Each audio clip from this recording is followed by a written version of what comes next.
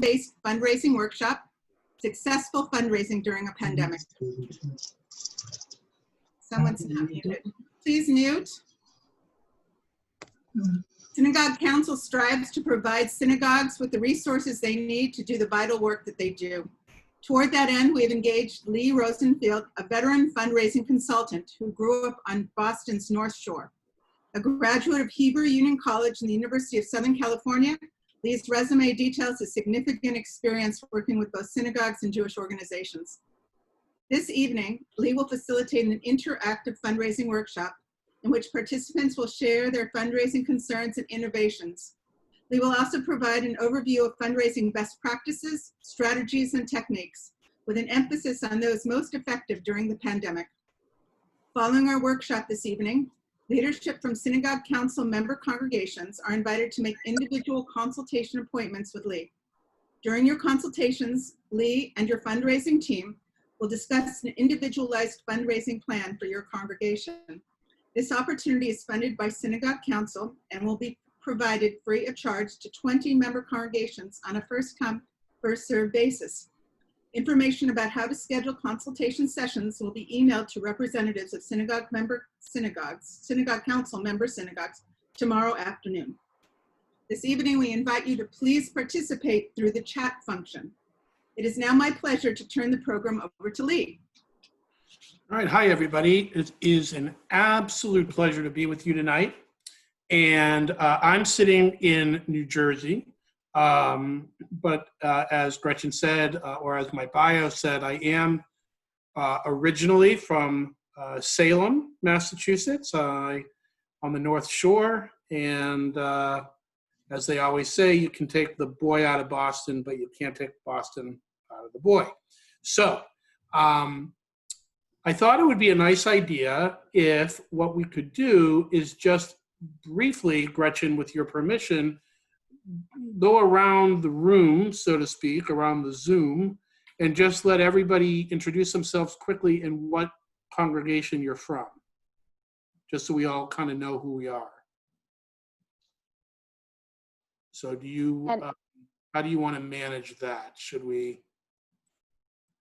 How about, I'm on gallery view, and I will invite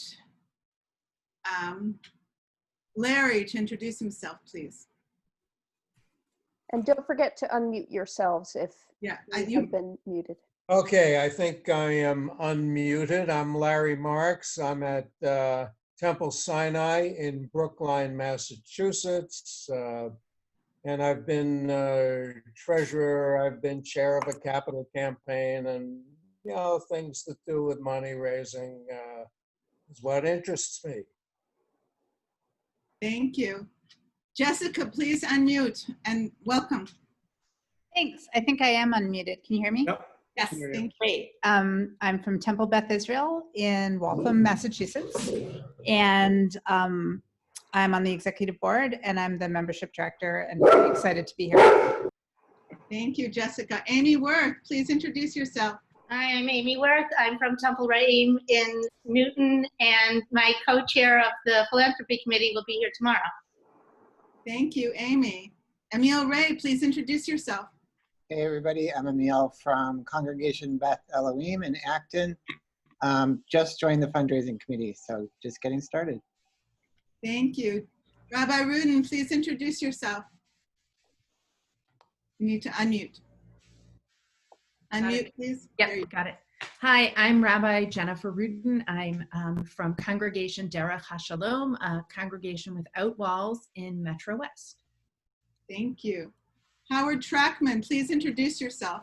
I'm also with Temple Beth Israel in Waltham. I'm on the board with Jessica and chair of the Development and Inclusion Committees.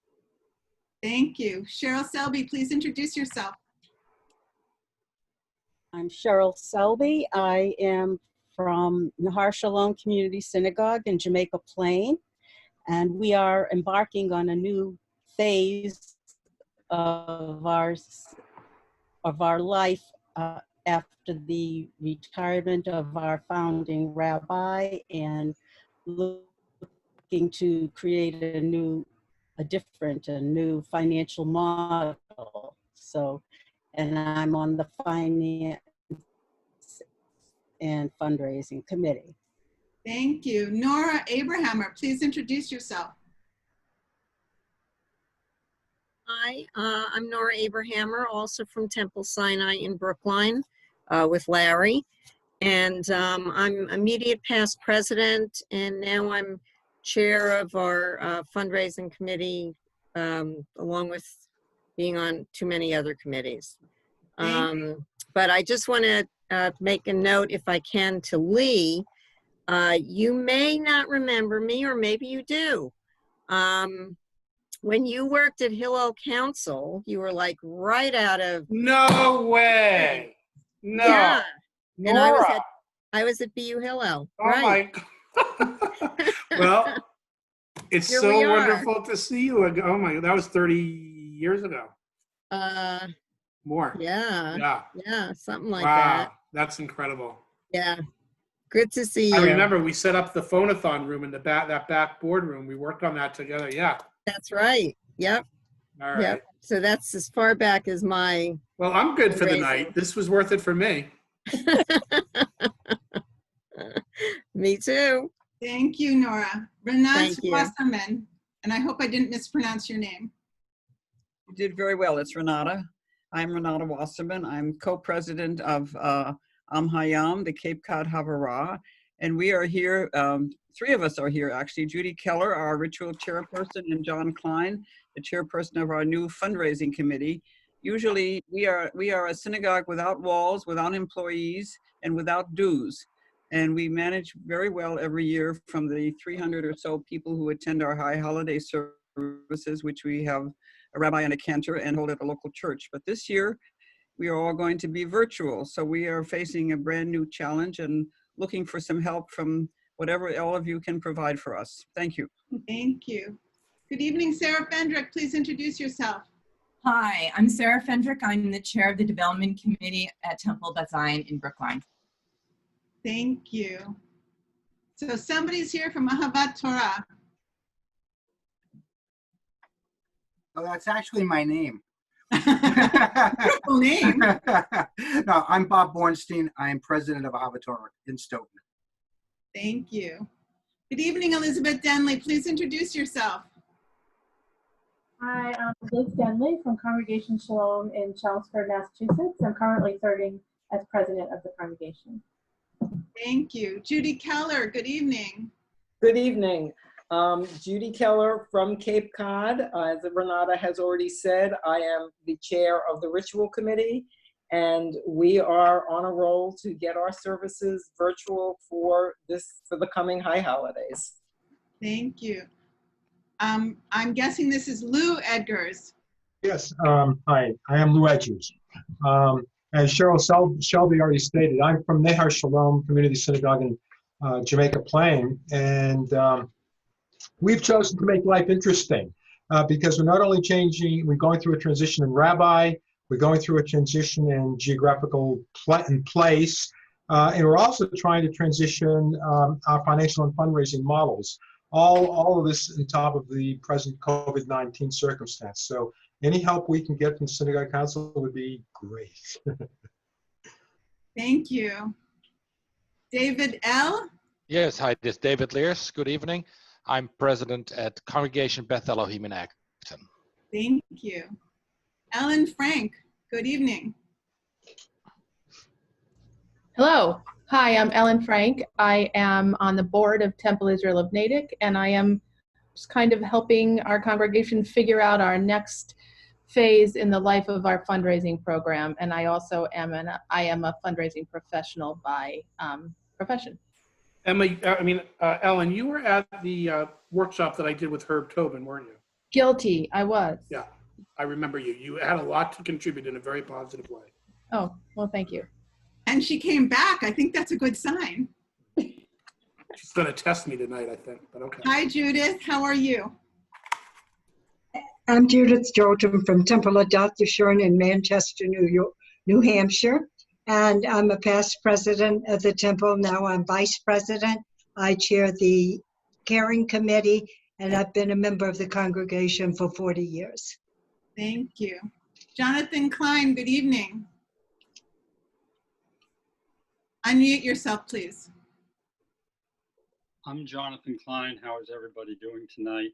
I'm with Am Hayam, with Renata and Judy Keller. I'm the chair of the newly formed fundraising committee and have done a little bit of fundraising for the Israel Cancer Research Fund at one time and for United Jewish Federation of Stamford when I was living in Stamford, Connecticut. Thank you. Good evening, Marlene.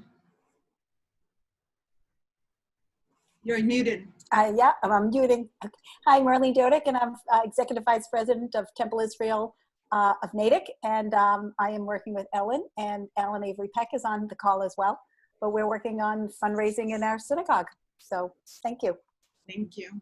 Good evening, Alan. Please introduce yourself. I'm Alan Avery Peck, and I'm president of Temple Israel of Natick, and I'm just here to make sure that Ellen Frank and Marlene Dodick are taking good notes. It's a hard job, but someone's got to do it. Good evening, Susan Diller. Please introduce yourself. Hi, I'm the Executive Director at Temple Beth Zion in Brookline. I'm here with Sarah Fendrick tonight. Thank you. Good evening, Lori Friedman. Please introduce yourself. Hi all, I'm Lori Friedman. I'm from Temple Beth David in Westwood. I'm a member of the board as well as the chair of the fundraising committee. And since Ellen's mentioned her experience, I am also an experienced fundraiser and I actually know Ellen Frank. So hi Ellen. Thanks for having me. Thank you, Lori. And Sam Schwartzwald, please introduce yourself. Hi, I'm eating dinner, but I am a member of Congregation Oratid in Wayland, Massachusetts, and I'm chair of the finance committee, and I'm also the president-elect. Thank you. Emil Ray, good evening. Please introduce yourself. Oh, you got me already. Oh, I did? Is there Yeah. anyone hasn't introduced themselves yet? The screen changed. All right. Lee, it's yours. All right. So I'm going to share a screen now with you. And we will begin. So first, let me just start off by saying that my connection was, as Ellen recalls, a couple of years ago, I facilitated a couple of workshops for Synagogue Council with my professional colleague and mentor, Herb Tobin. And 2 years later, here we are, meeting again. And I think tonight's conversation will be more granular than the last presentation, which I think you're looking for. I want to say it's been a joy working with Gretchen and Emma. You guys are in great hands with them, and I think we're in for a nice evening tonight. And I look forward to working with you on your individual fundraising plans subsequent to this call. So our agenda tonight is really as follows. We're going to talk about just a couple of overarching guiding principles and what we like to call our North Star. I want to share with you a little bit of data research that's very up to date around the pandemic. And then we're going to talk about a number of subject areas. We're going to give you all a chance to talk and chat. All of the information that you put into the chat box, sharing of ideas, will be captured by Gretchen and Emma and subsequently shared accordingly, as well as with this PowerPoint. The subject areas we'll discuss include revenue, lost revenue, the budget, fundraising fundamentals, or what we call in the business, moves management, messaging and delivery, innovation, capital and endowment campaigns, and legacy. And then we'll wrap with some final thoughts and Q&A. So what do I mean by guiding principles? So we're living in very crazy times, and these are very uncertain times, and it has caused a lot of anxiety and a lot of uncertainty. So as we take in all of this information and we've got our bearings, which we've been doing over the last few months and continue to do, and as we all plan thoughtfully with our respective teams, we become better prepared to handle the shifting ground underneath us. And it makes us better as an organization, stronger as a team, and overall helps us to succeed. And most importantly, it really allows us to see the opportunity through the crisis and not just the chaos. And I think that if anything you take away from tonight is to see the times ahead, yes, as challenging, but also through the prism and the lens of opportunity. So we know that the evolution of Jewish life in our time has been underway for some time. There have been surveys, certainly, that have shared that information with us. But the pandemic has hastened a lot. And I think that one of the things that I've been counseling congregations and Jewish organizations around the country is there's no more kicking the can down the road. We have to be honest, and we have to face very tough choices head on. And that is going to mean that the Jewish community of tomorrow is going to look a little bit different, or maybe a lot different than the Jewish community of today. Just as the Jewish community of today looks different from the Jewish community of yesterday. So what is the North Star in fundraising? It boils down to one concept: relationships. You need to recognize that all you're doing right now in this moment is in relationship to your congregants, your fellow members, your community. And you're building off the legacy of those who came before you, of course, and the promise of those who follow, or the commitment to those who follow. But we're going to talk a lot about relationships, because at the end of the day, there's two types of fundraising. There's relational fundraising, and there's transactional fundraising. And the more relationally based you are, the stronger your fundraising program will be. What's the difference? Should I call on one of our fundraising professionals to answer that? Either of you want to take a shot? Come on, Lori. I see you're squirming over there. You're itching to talk. What's the difference between relational fundraising and transactional fundraising? I'm sure there are different answers, but relational is fundraising that builds on the long-term relationship between the organization, not just a staff member or a fundraiser, but the organization itself and the individual or institutional donor. So over time, it's developing, strengthening relationships long-term. Transactional is just one-off. It's just, an example is if you're, running in a race and you ask your neighbor to give $10 to support you. It's a one-off, transactional, but it doesn't establish a long-term relationship that will help sustain the organization. Beautiful. Excellent. Couldn't have said it better myself. Thank you. And that really is the essence of fundraising that we're going for here. Transactional fundraising has a role in our fundraising program, and we're going to talk about that tonight. But relational fundraising is truly what will sustain the synagogue for the long term. So there's been some research that has been done in the nonprofit world that's really up to date around the pandemic. And I wanted to share some of that information with you. And this information is based on research that was done with over 100 nonprofit organizations, some of them Jewish, in this current environment. And I wanted to share with you some of the takeaways from that as we launch into this conversation tonight. So fundraising, the first one is an interesting one, right? In some ways, it might seem counterintuitive, but I'll explain it. Fundraising performance is, believe it or not, on the upswing. Now, 4 months ago, the world came to a halt. So the fact that people are feeling safer and more secure in their willingness to contribute, I think reflects that we hit bottom, or at least I hope we did, but the future will tell us. And that this is also, interestingly, a pandemic that seems to be really hitting Main Street more than Wall Street. And there's a profound difference in that, because for those of you who have portfolios, investment portfolios, they're actually not doing so bad.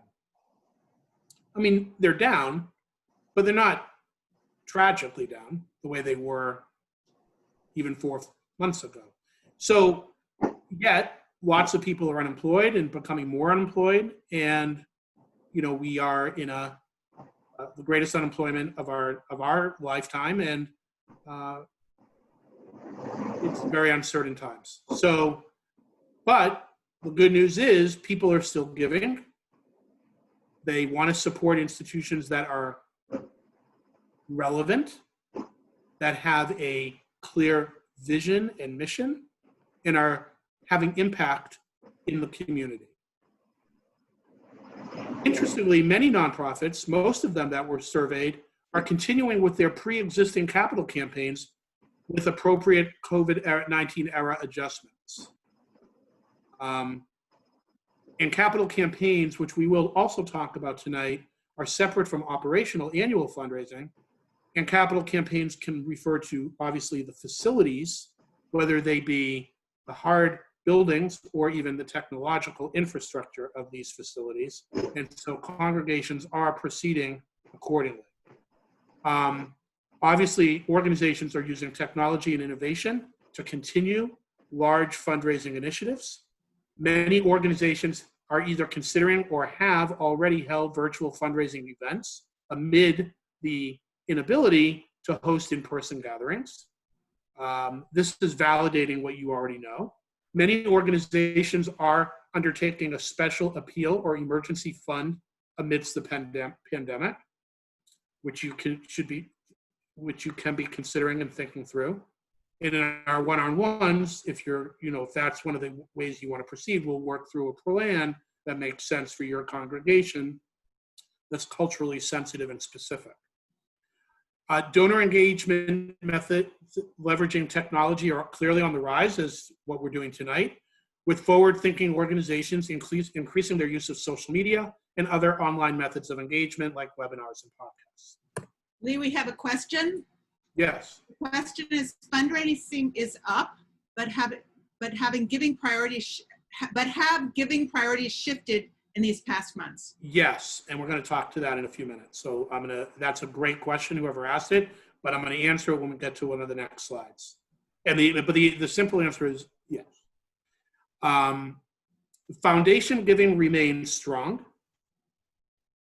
So to the extent that your congregations have families that have their own family foundations, or there are other foundations in your communities that are supporting your work, perhaps programmatically, they have to give away money still, and they are giving it away. They may be more specific, they may be more engineered toward the pandemic, but they are resources to not be overlooked. Sentiment regarding expectations in improved fundraising performance in the third and fourth quarters and donor confidence is increasing. Expect decline, but don't give up. That's the message here. You may not yield the same results that you were hoping for in January or February, but keep at it because it will pay off. And finally, religion is a philanthropic sector with the highest number of significant decreases to unrestricted funds. So when they did this analysis across the board, they found that religion is experiencing a decrease in unrestricted giving. So what's the response to that? Time to go restricted. Tell me exactly what my dollars will do, and give donors an opportunity to direct their dollars to those programs or projects. Now, many things are fungible, so you're not going to obviously create a brand new program at the expense of the rabbi, right, or whatever the case may be, but the more specific you can be, the better. What I like to call deconstructing your synagogue's programs and budget. Tell the donors, tell the members exactly how their dollars are being spent. Transparency is really important. So, any quick thoughts on that before we move forward? No? Okay. So, what are the revenue streams for synagogues? Which, of course, the flip side is, where do we have the potential to lose revenue? So, obviously, congregations that have a membership dues model, which most still do, are concerned that are people not going to return as members? Are they going to see a decrease in the value proposition of our congregation, especially if they can't come into the holiday, into the congregations during the Chagim, the high holidays? So to me, the membership issue, and there are some of you who are responsible for membership, is, as it's always been, a direct link to the value proposition of the congregation as a whole. Now, how you reach out to people, engage them, stay connected to them, make them feel warm, welcome, that's a key element to the value proposition and to retention. We'll talk about that. High holiday tickets, for those of you who have a high holiday ticket model of revenue, this may feel scary. Hopefully people will still buy tickets and participate on Zoom. Definitely would be interested to hear what people's experiences are in that regard. You know, program fees, if you had programs that were all lined up for the spring and they had to be canceled because of the pandemic, you know, that could be lost revenue unless you were able to somehow pivot to getting those programs online and preserve and retain those, you know, those fees. The Hebrew school, the religious school, early childhood education and nursery, those are big ticket items for some synagogues. And if the kids aren't in the classrooms, that's a problem. So, you know, I recognize that that's not a simple issue to resolve. Building rentals, of course, is another major revenue stream for some of you. And can't use the building, there's no rental revenue. And then your fundraising events, you know, where you might, where traditionally you would do all of these events in person, now you're not doing them in person. And if you were relying on corporate sponsors, it may be harder to rely on corporate sponsors because they're not doing well. And right now, business-wise, people may be laid off, unemployed. They don't have the resources to buy tickets and go to these events. So these are all challenges. So I thought we would allow for a brief, and Gretchen is going to help manage and facilitate these discussions, but I thought we would allow for a brief roundtable discussion to just hear about how some of you are proactively dealing with these issues during these times. Because the main goal for tonight is not for you to walk away and say, well, that was all great in theory, but I have absolutely nothing tachlis to walk away with. We want as much tachlis, as much specificity as possible. So I encourage you to use the chat box and with Gretchen's approval, allow for a brief discussion of time right now to get some of the juices flowing. Of course, shall we unshare your screen so that people can see each other? Yes, let me unshare. And there you go.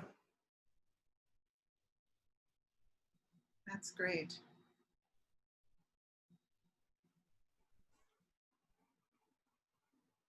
So I see in the chat, we have a lot of programming on Zoom, from services to study to feel-good events to keep as many people as possible involved. And that's Temple Beth Israel. So does any from Temple Beth Israel, any commentary on that? Is that paying off for you? Are you getting positive feedback from your congregants? Are you feeling confident that you're going to retain your members? Any elaboration on that thought for the group? I unmute, I typed that. I feel like it's been great for keeping a smaller population of people involved, and especially beneficial for keeping people who are homebound anyway, more involved, but it's not revenue generating. And so I'm concerned about membership and in turn, the capital campaign that we have not had, that we put off because we didn't feel prepared to have it. So just to be clear, it's not revenue generating from the standpoint of transactionally, it's not generating, you know, dollars for programs or events, but you're keeping people close, you're building upon those relationships.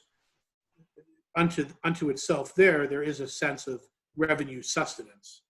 Yeah. It's just not a clear, you don't see it as right. tangibly. What I've been thinking about is having a virtual membership that's at a reduced cost, partially because my mother in Pennsylvania now likes to come to our services. So I was thinking, what if we had a low cost online membership? But it's a little hard to structure because I don't know how long this is going to go on, you know? That's a very interesting idea.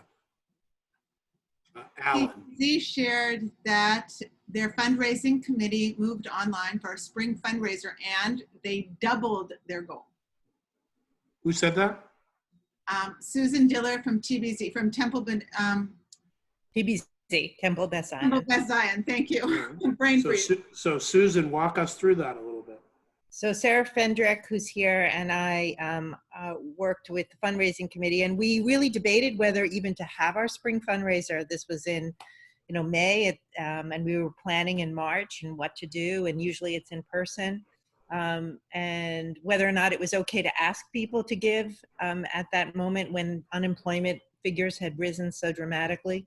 But we decided to go online and produced both a live and pre-planned video that we showed live. And it was beautiful. It was incredibly well received. And was this with honorees? We didn't. We honored the work we're doing at the moment. We honored all the different areas of the synagogue that had come to meet the needs of the congregation in the moment. Our Chesed committee and our reach out to seniors and our online services and, all the things we've been working on and had small interviews with people in that and ended with a song. It was incredibly beautiful. And people like ding, ding, ding, ding, ding. The emails were just coming in of pledges and gifts. And we raised twice as much as we had ever raised actually in a spring fundraiser and twice as much as we set as our goal.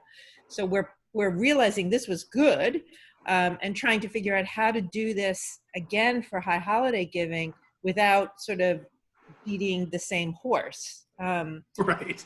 So that's where we are right now of like, how do we use what was so meaningful to people in that moment and make it work for high holiday giving.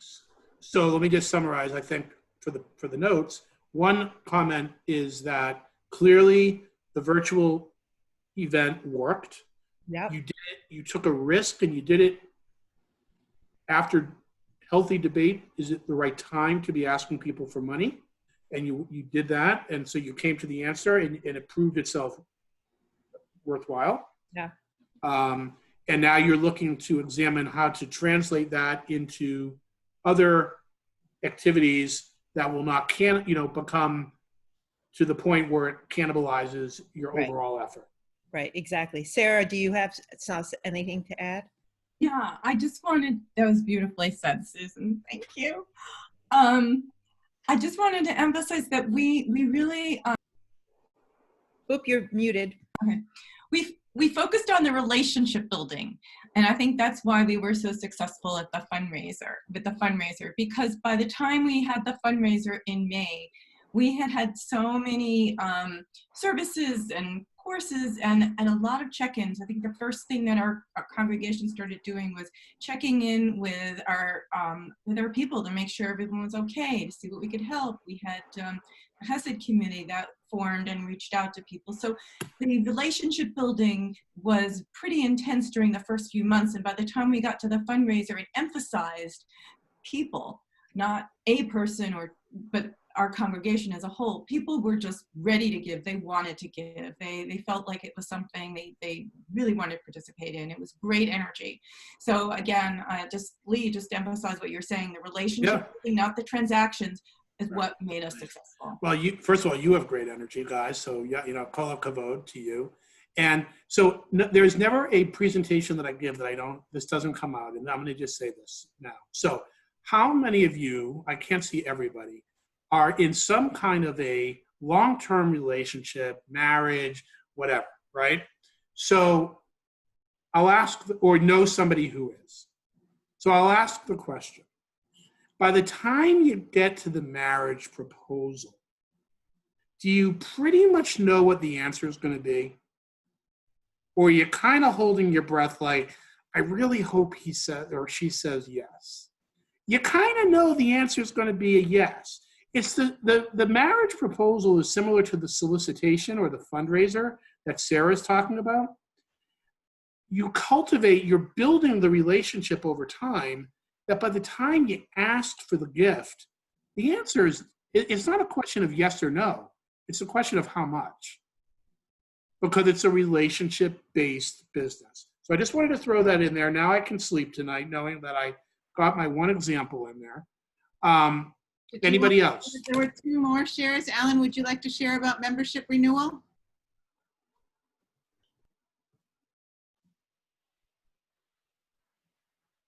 Yeah, I would just say that, one of the concerns everyone has, and that we certainly had at Temple Israel of Natick, is that absent the need to get high holiday tickets, which requires renewal of your membership, that people would not renew, or would renew slowly, or renew and say, but they don't want to pay. And we've been actually very pleasantly surprised. Renewal letters went out July 1, said holidays will be online and available to anyone. But we need your money for the following things, which is the synagogue runs beyond the high holidays. And to my great, I guess, pride in the community, but a little bit of surprise, so far it looks like we're making our numbers.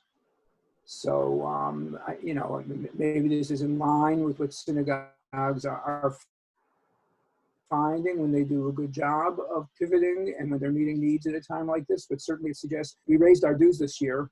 People said we shouldn't, and I said, if we need to raise them, we need to explain why, and not be afraid to ask for the money we need, and it's worked out. Excellent, thank you. And I'm sorry, the gentleman from Ahavat Torah, I forgot your name. It's Bob. It's simple. Thank you. As soon as all this happened by April, we were communicating with our members monthly, with phone calls on how they were doing, especially the elders. Communication was going out with everybody. And we started immediately doing services virtual. We went to a Kabbalah Shabbos service Friday nights early, Havdalah later on, so we don't have an issue with Shabbos.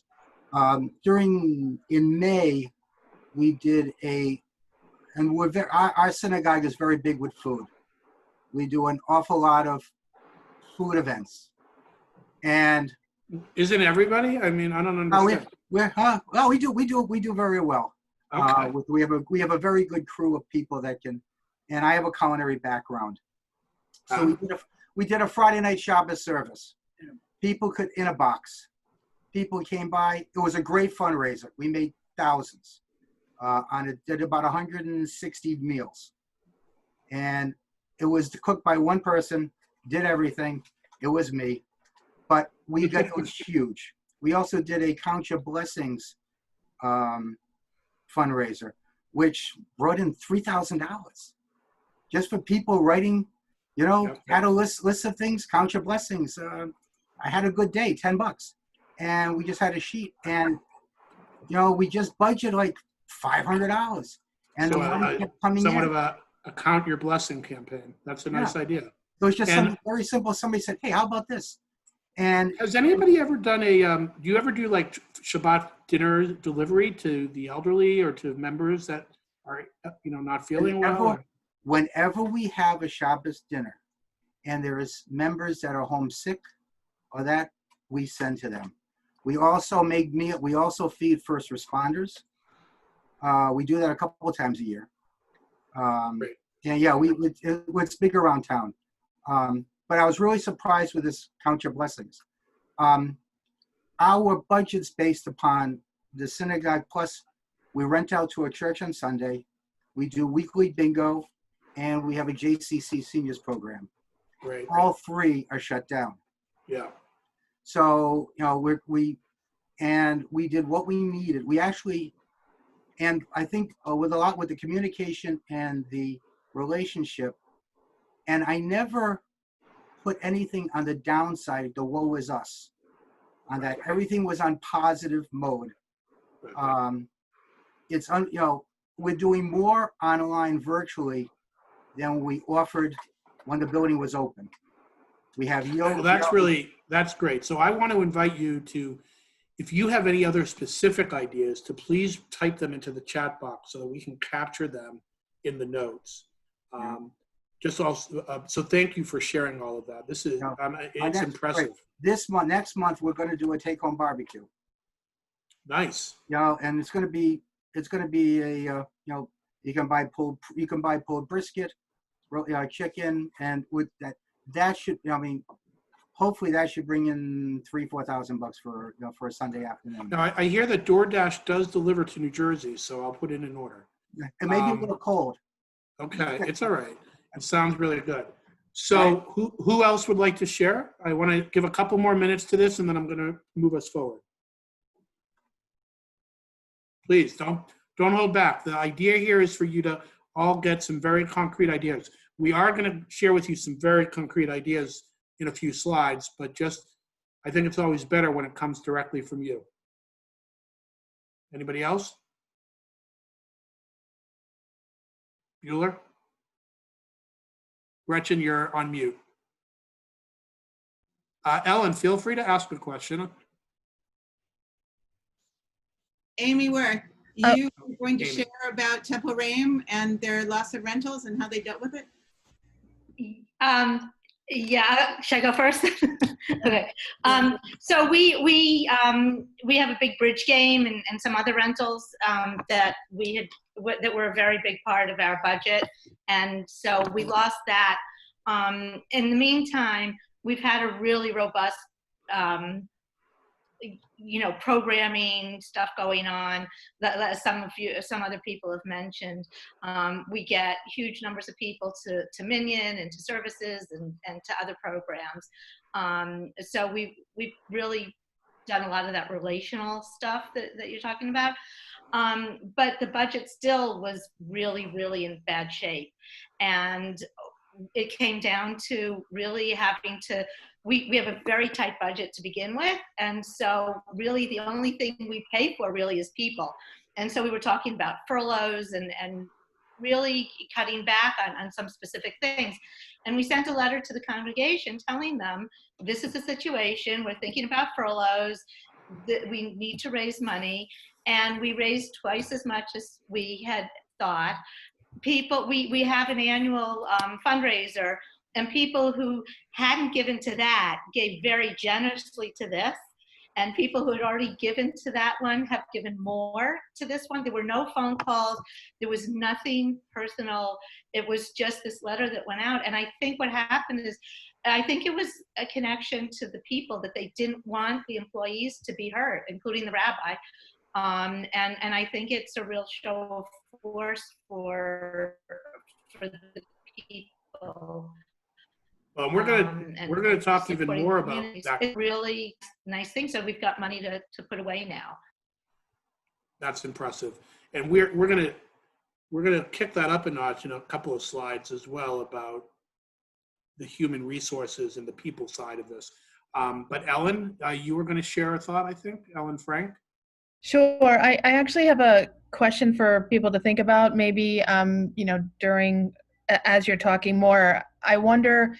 One of our biggest challenges is our Kol Nidre appeal that we do on Kol Nidre evening, and it has traditionally been the way it works is there's a letter that goes out, but also there's a pledge card that gets left on seats, and people take those home, and that's a big part of how people are reminded. So I think I have some ideas about how we could still get in front of people in different ways, but I'm curious if others have a Kol Nidre bill, because actually last year we had some lost revenue on that as well, because we changed how we did services and we did not have reserved seats for much of the congregation, so we weren't able to do that last year as well. This year, even less, obviously. So curious if others have had that experience or are thinking about that experience, and I would love to share some ideas at some point about that.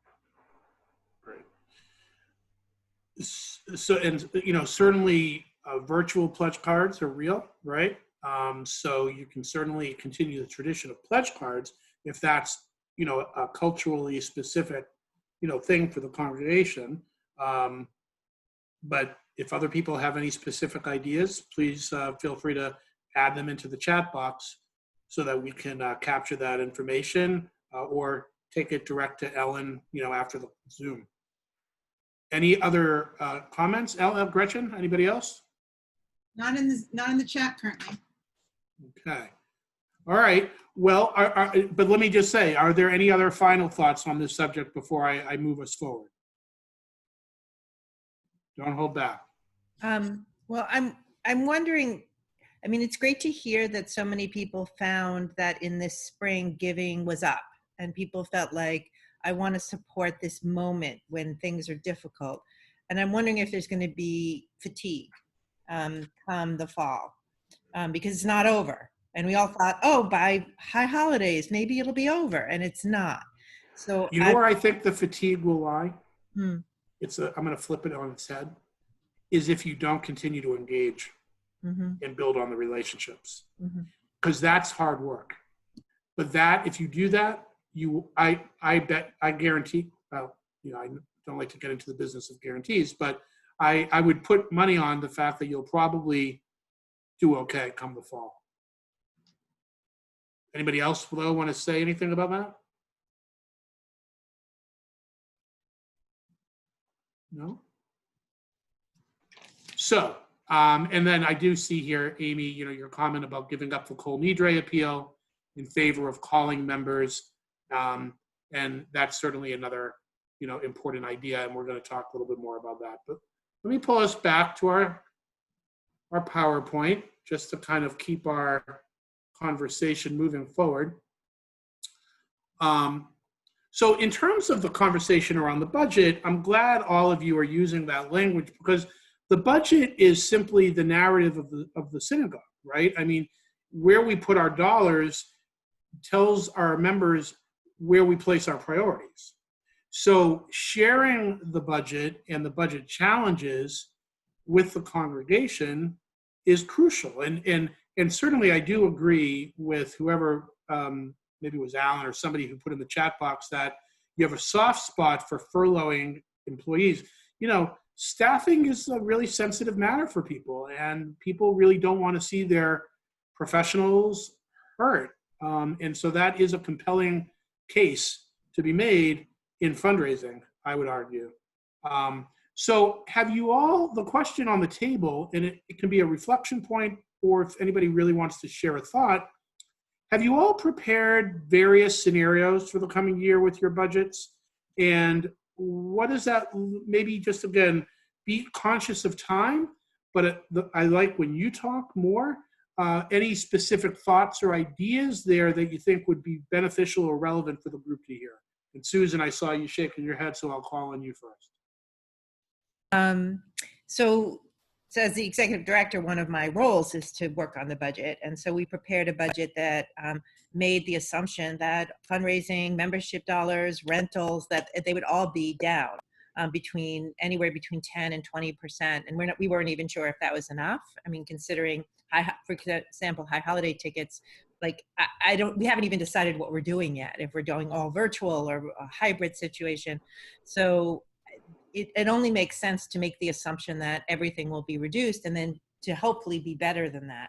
What I see in your PowerPoint, which we haven't done yet, is to bring that information to the community and say, here's where we're cutting back, or here's where we're making assumptions with our members and donors. So yeah, it's an interesting phenomenon that I've seen with lay leadership. There's some lay leadership that are really all about transparency, and then there are others who are like, don't tell them what they don't need to know, right? We got to protect the information. And I'm sure that there's a logic somewhere in there with that. But my general rule of thumb is the more members know and understand, or are given the opportunity to know and understand, the better that would be. Any thoughts on that, or are any of you? Go ahead. Well, I'm thinking about, so right now in our budget scenarios, one thing that's really helped us greatly, given us cushion, is the PPP loan, which we were able to get and able to use. So that actually is what has given us cushion for an expected downturn of income. So I guess the question I have about transparency is, we'll be okay if we're down 20% because we have the PPP loan, and assumably that will be forgiven. So how do you say to people, but give anyway? Like, don't be 20% down. Well, I don't think anybody's, again, I open it up to the floor, but my opinion is nobody wants to see the congregation go down, right? I mean, they want to see a vibrant, healthy organization. And the way you're staying vibrant and healthy is through the support of these PPP loans. And if you use them according to guidelines, they will be forgiven. So you want to tell people that. But we've got a plan for more, uncertainty. And we need everybody to stay the course. And this is how your dollars are going to be used. Anybody else want to? Go ahead. Just a question. What do you say to people who want to donate to medical or social justice causes due to the times? Uh-huh. And I'm assuming So, instead of donating to the shul. Yeah. So I think it's the way I generally try to frame this is as follows. It may not be the perfect analogy here, but perhaps it is as I say it. You have 3 kids. Do you give to only one? Do you give to 2? Do you give to all 3? So what people need to understand is the congregation as a whole has to be whole in order to do all the wonderful things that it does, including providing for food insecurity or providing for social justice programming or for, providing for social engagement opportunities. That requires a foundation that cannot be compromised. So when I have a conversation with people, I try to help them understand that what your particular passion is about is wonderful and you should direct resources to it, but not at the expense. It's not an either or proposition, it's an and proposition, right? You need both to be successful. If everybody gave money to food insecurity, that would be really great, right?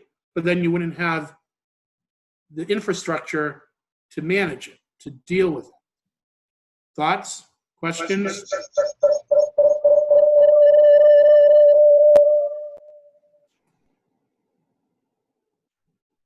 I look at fundraising as an opportunity for abundance. Let me say it this way, and Gretchen has heard me say this now.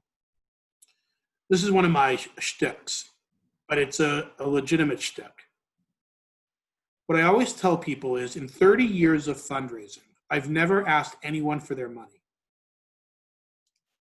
I have only asked people to invest in their values. The conversations that you're having are values-based conversations. You're not selling widgets, although widgets are important, depending on what they are needed for. You're selling Jewish life, you're building Jewish life, you're sustaining Jewish life. These are values that we all hold dear. We share them. So it's an easy conversation to be had because the conversation starts with, I want to have a conversation with you about our shared values and priorities. And these are the ways that we need to be allocating resources. Now, at a leadership level, you'll get into it on how to allocate dollars and budget, right? Where the priority should lie for one person is different from maybe the way it should lie for another. But you battle that out in the boardroom, and hopefully you get to a resolution that everybody can live with. You don't necessarily have to drag the entire congregation through that, but I think the more that you share with people that this is a conversation about shared values and purpose, the more successful you'll be. Any comments? Can you Go ahead, Sarah. Oh, could you speak a little bit more about restricted giving then? When you were saying earlier that, yeah, and how does that work with this approach to budgeting and transparency? All right, so let me take that question as I move us to the next slide. So as Ellen and Lori will tell you, there are 5 stages or steps in the fundraising process. That's it. And you have to do all of them. Now, in the case of and I'm going to answer your question, Sarah, but I'm going to do it a little bit roundabout. So the first stage in fundraising is to identify your donors. Now, in the case of a congregation, you have a built-in constituency, your membership.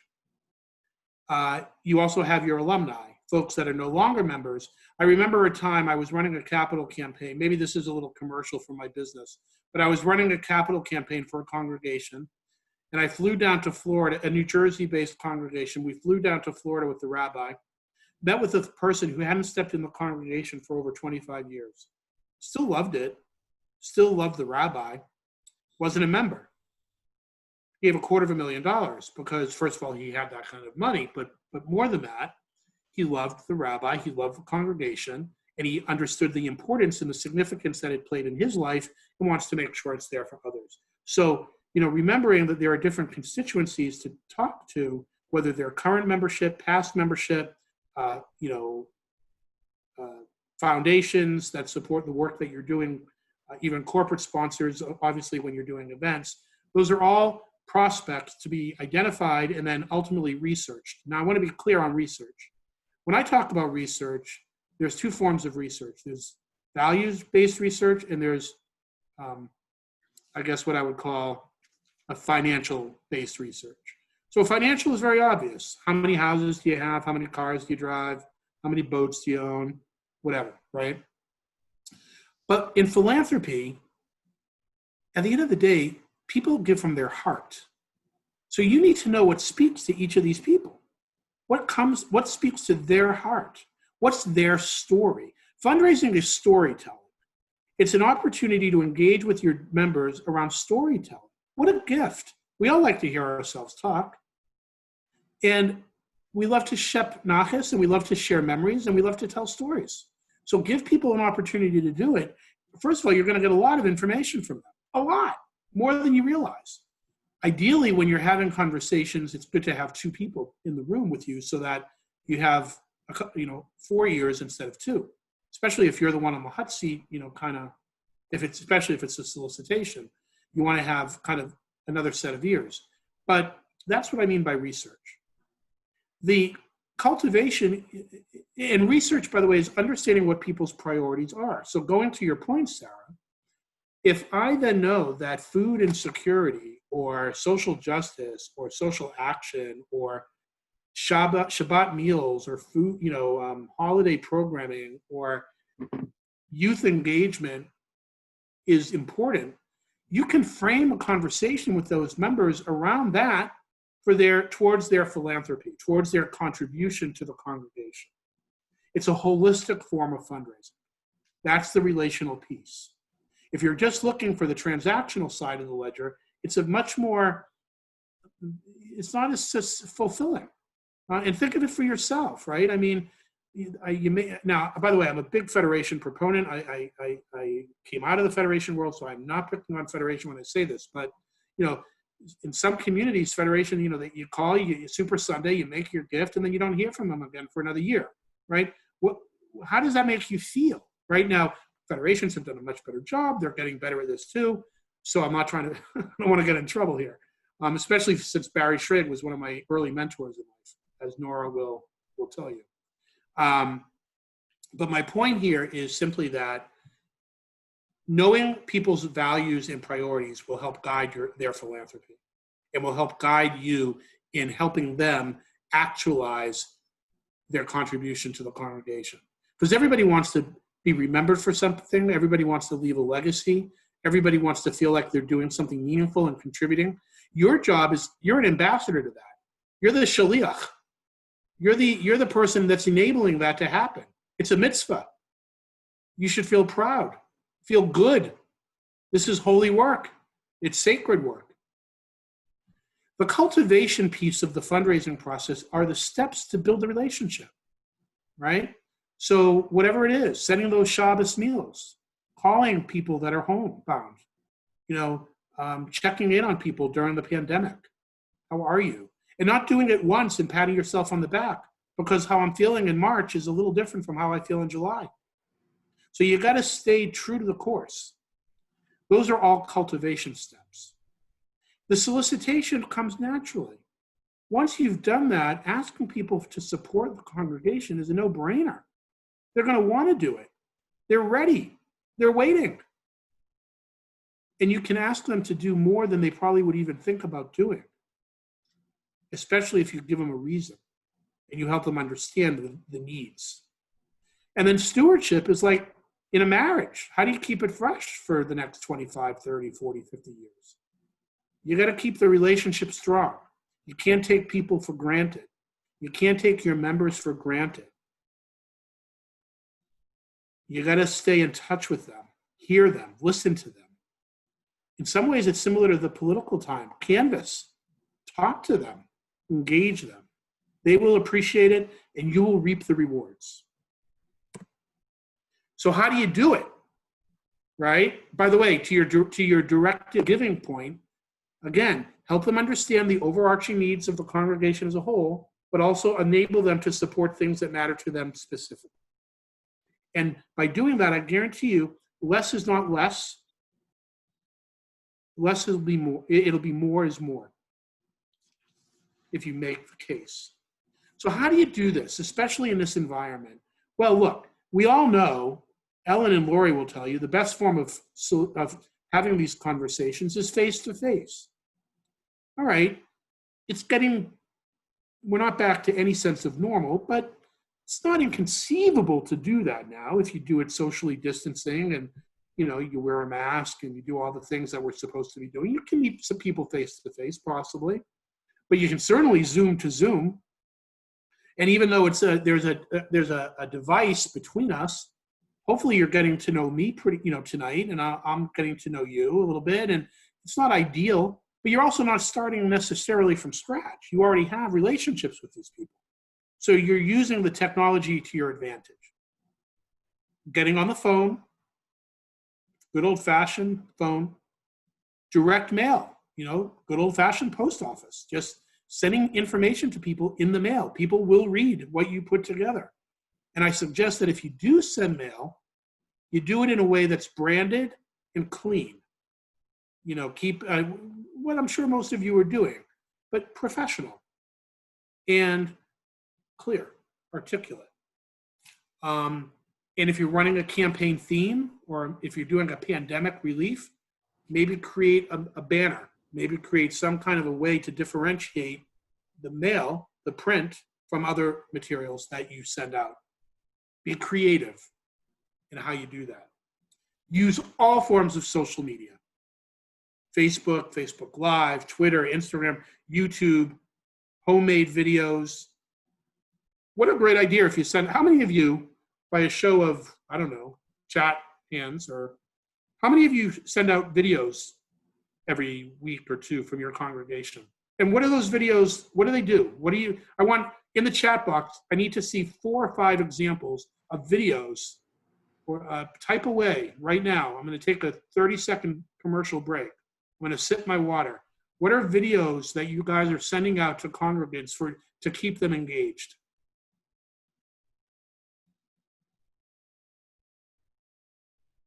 Gretchen, can you see the chat box, or do I need to unshare my screen? I'm watching it. Torah reading. Oh, okay, Torah reading videos, okay, for congregations that are willing to do that, yep. And singing. Singing. Well, music is always a great one. And Divrei Torah. Divrei Torah. Monday mindfulness and Rabbi's Thursday message. We sent a video in April that featured 3 families telling us why they support the temple and why they love the temple. Bravo. Keep doing it. Do focus. I can't use this term. I was going to say focus on the family. It's wrong terminology for my comfort level. Focus on, do those features. Family features. Great idea. Keep it going.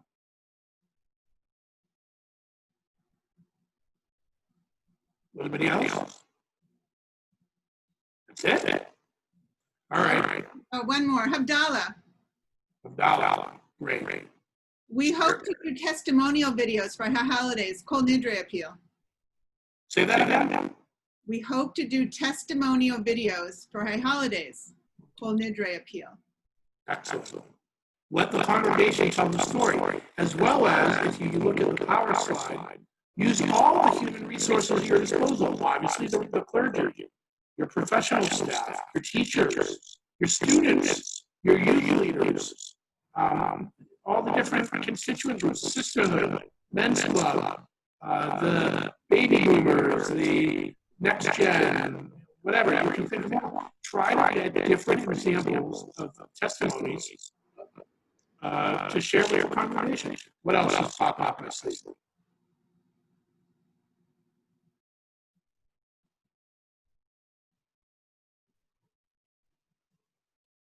Any other ideas? Lee, your audio got really strange.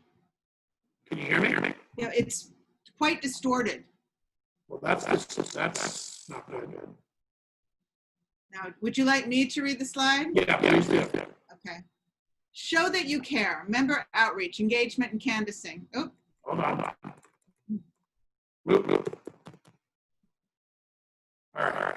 I'm going to go.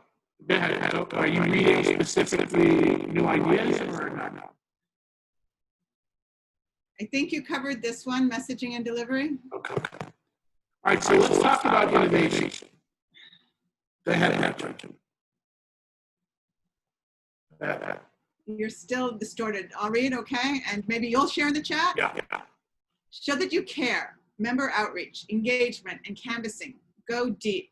Could you write in the chat what you mean by go deep, please? Yeah. Hold on. You can tell I'm not great at this.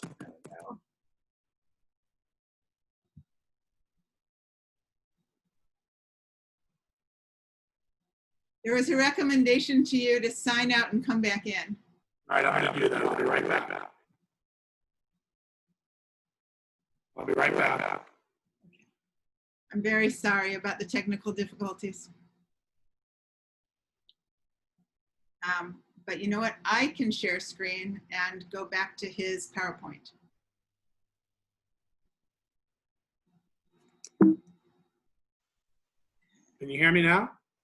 Oh, much better. Okay, good. Sorry about that. All right, so I was about to share your PowerPoint. You can share your PowerPoint. Oh, what a relief. That was pretty helpful. You disabled me, so you need to, you came back as a commoner? I'm a commoner. Technical difficulties, it happens. All right, you are now a co-host. All right, I'll share again.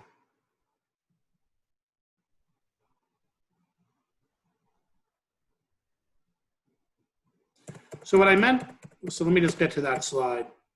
So when I say go deep, I mean, don't just do these things as one-offs and pat yourselves on the back, right? You got to keep at these things. Repeat what you're doing and stay engaged with your congregation using all the methodologies that you talked about. On the innovation slide, we are talking about sharing information about your budgets and what your challenges are very transparently with donors. One of the number one ingredients in fundraising is transparency. The minute a donor sniffs out that they sniff a lack of transparency, you're in trouble. The more, in my opinion, the more transparent you can be, the better. You want to share as much information with people so they understand where the challenges lie and they're not caught by surprise. Well, you never told us. So why are we in this trouble now? Word of caution, I really encourage you to not tap into your reserves as much as humanly possible, because that becomes a slippery slope very quickly. Really do that as a last resort. But this whole thing about the budget is all about creating a culture of transparency and trust. Hopefully you all have that, but I have worked with many congregations that don't, and it's an uphill battle. So this is an opportunity to do that. Now, in the mindset of creating a culture of abundance and opportunity, one of the most effective things that still works are matching gifts or challenge gifts. So let's say you have a $100,000 budget deficit. If you had a number of angel donors that would put up the money, half the money, or 50, 60% of those funds, and then you go to the congregation and say, it's now up to us to raise the other half, you'll be amazed at what kind of success you might have. Have any of you done this type of work before with matching gifts, and how successful or not has it been?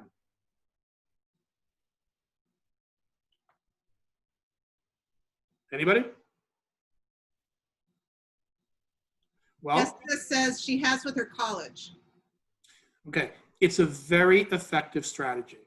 An angel donor is just a term of a donor or two or three who are willing to put up the initial funds to create the challenge to the congregation as a whole. Lee, there was another question. Can you give us advice as to how to increase the number of lay leaders / volunteers who will help with fundraising activities?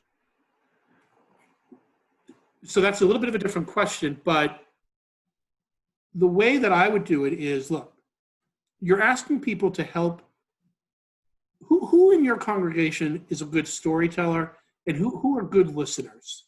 Who are people that really are genuinely interested in other people? That's the framework you're going for here. You're not asking people, you're not calling them up and say, will you be on my solicitation team? Oh my God, put a fork in my face right now, right? It's all in how you present it. You're not asking people that. You're asking people to help you tell stories and to help listen to other people's stories. And this is a wonderful time to do that. And then to have a conversation about ways in which people can support the congregation, directing their support as they understand the needs rest and in areas that they particularly want to support above and beyond that. But going back just for a minute, we can talk more about that as well, engaging leadership, because that is a challenge. And by the way, doing so, you want to try to get a cross-representation of your entire demographic population, right? Sometimes it's great to have, Zadie talk to, your 85-year-old lifetime member talk to a young family, but oftentimes it's better if young families are talking to each other, right? Within a chavurah concept. So you want to make sure that you have stakeholders and people who have spheres of influence, influencers, people that can be in a role model, make a gift yourself first, because as we know in fundraising, you can't ask somebody else for a contribution until you've made your own, because you have to be a role model. And then be willing to get out there and ask people to join you in this very important, enterprise. Matching gifts are a very, very valuable way of engaging people and motivating people to give. So apropos to that, there was a question about, there was a statement about a successful challenge to raise money for the new high holiday books. Be a challenge. Well, in other words, so if I'm understanding, so if you imagine this, imagine you need to raise, I'm going to make up numbers, $50,000 for your high holiday appeal. Imagine going into that appeal with half that money already in hand, already committed. That's the thing about these Kol Nidre appeals. It's kind of like a season of giving. If you're doing a Kol Nidre appeal, the Kol Nidre appeal should be the culmination event of a month or more of work that you've been doing to tee people up and get them primed and making their commitments. If for other congregations, it could be the launch to your season of giving, which might culminate at Hanukkah or end of year giving. There's no right or wrong here, but you want to make sure that it's not a transactional event. It's not a singular ask. Because if you just simply send people a pledge card and say, hey, fold over a tab, you're going to get one number. But if you're in a conversation with them about which tab to fold, you're going to get a different one. Any other questions or thoughts on that? Would a matching gift campaign be appropriate for the high holidays? I think you addressed it, yes? I don't see why it wouldn't be. Every Kol Nidre gift that's made today will be matched dollar for dollar to help us survive the pandemic, to help us, maybe not survive the pandemic, but to help us do X, Y, or Z, accomplish A, B, or C. Pretty effective to me. We can't leave this money on the table, people. We've got to match it. Another question regarding social media. I've set up a Twitter, LinkedIn, and Instagram accounts. We have Facebook. We have an older congregation. Besides putting the links on the websites and emails, how do you build a good following that you can then engage with? Well, the social media is a delivery model, right? It's your program that you're delivering. It's what you do as a congregation that you're putting out there. So you need to be relevant to what people are looking for. And then by using social media and other forms of communication, articles in the Jewish press, newsletter, whatever the case may be, you can reach people and build an audience. You can also advertise on social media, right? You can buy very cheaply, ads that target your zip codes, the specific zip codes. And people will start seeing ads popping up on their Facebook page. Temple, X, Temple Y, Temple Z. So social media can be used very strategically. And if you're an older congregation, ask one of your grandchildren to help you. They'll figure it out for you. If not, when we talk in our individual fundraising session, if you sign up for one, we can strategize some ideas. Can we return to the concept of restricted giving? Sure. So when we set up restricted giving, are we creating giving that we would spend on anyway, but giving this area a new name to give to? E.g., Yeah, so rabbinic salary, building improvements. Yeah, so that's well, building improvements are different. That's a capital campaign. But, and an endowment, which we're going to talk about, is different. And legacy giving, which we're going to talk about, is different. In terms of program, yes, you're deconstructing your budget into the sum of its parts. So you're going to tell people specifically where dollars are going so that they feel a greater sense of ownership and control. Now, if somebody says, I'm happy to do that, that's great. If they say, I have a whole different idea, then you need to have a conversation with them and even see if that's even viable or feasible, right? You don't want to find yourself in a situation where you accept a gift that eats and it's what we call in the business, accepting gifts that eat are, just saying yes because you think you're getting a gift, but then you realize it's actually costing more than it really is. It's costing you more than it's benefiting the actual congregation. So you have to be strategic and judicious in this, and it needs to, and any directed gift needs to align with your priorities. And your priorities are generally reflected in your budget. But if you're open to innovation and new ideas, then you have an innovation fund. Create an innovation fund. We're going to create an opportunity for people to seed specific projects or programs in the congregation that we think will be appealing to members and potentially new members. Do present conditions suggest a greater than normal need to tap into reserves? As I said, look, this is where we go back to the beginning. You need to have a real, honest conversation with yourselves about your viability as a congregation for the long term. Are we sustainable? Are we going to be here in 5 years, right? The minute you start down, in my opinion, in my very humble opinion, the minute you start tapping into your reserves, you're tapping into your future and you're compromising it. So you really want to do that against all odds, or against, you want to hold off on that. Now, if your roof caves in tomorrow, then maybe you have a different, we're talking about a different thing. But I'm talking very specifically about, staffing, program, operations. You really want to avoid tapping into your reserves.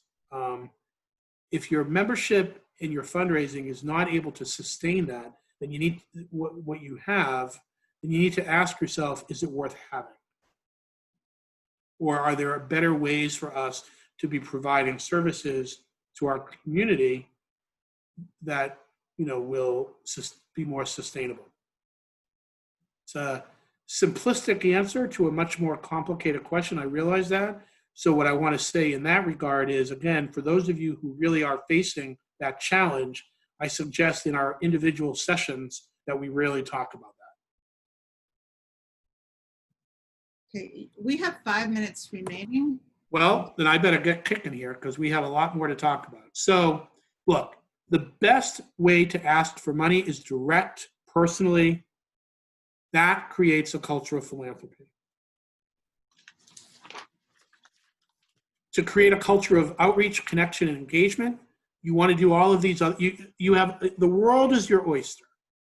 You can do virtual events, virtual galas, virtual or in-person outreach programs, virtual briefings, educational virtual roundtables, social impact, social justice virtual parlor meetings, social justice dialogue, generational storytelling. You can have 5K, I know a congregation up in New Jersey, they're doing a 5K virtual run where people can do the 5K run on their own time, but they're getting sponsors and people to sign up and sponsor them. And they're not going to run as a group, they're going to run on their own. And they're doing a virtual 5K run, 5K bike ride, whatever you want to call it. These are all ideas that we're putting out there. It all takes time and energy and effort. But again, the goal tonight is to give you some practical ideas to chew on. In our individualized sessions, we can discuss what might make the most sense, or you simply take it back and digest it yourselves. Again, special publications, written reports, sharing member stories, testimonies, community challenges, needs, and opportunities. The more you communicate using traditional means and social mediums, the more engaged your membership will be. And again, in today's world, especially with foundations, they are looking for cross-synagogue, cross-organizational, cross-congregational partnerships and synergies. Work together, work collaboratively. Don't be so stubborn to think that you know it all and you can do it all. Work together, because I'm telling you, the world is changing and we're going to be doing more of that, whether we like it or not. Start now and be on the cutting edge. Set up a monthly giving program. It's the Sally Struthers model. Give me $3 a month instead of $36 at one time. Give me $100 a month. That's a $1,200 gift. Give me, you do the math. So monthly giving programs are a wonderful means to encourage people to give above and beyond their membership. Many people may pay their membership dues on a monthly basis for that matter. But giving an extra $20, $30, $40 a month feels less painful to me than if you come and ask me for $1,000 one time. Use member birthdays and anniversaries and special celebrations.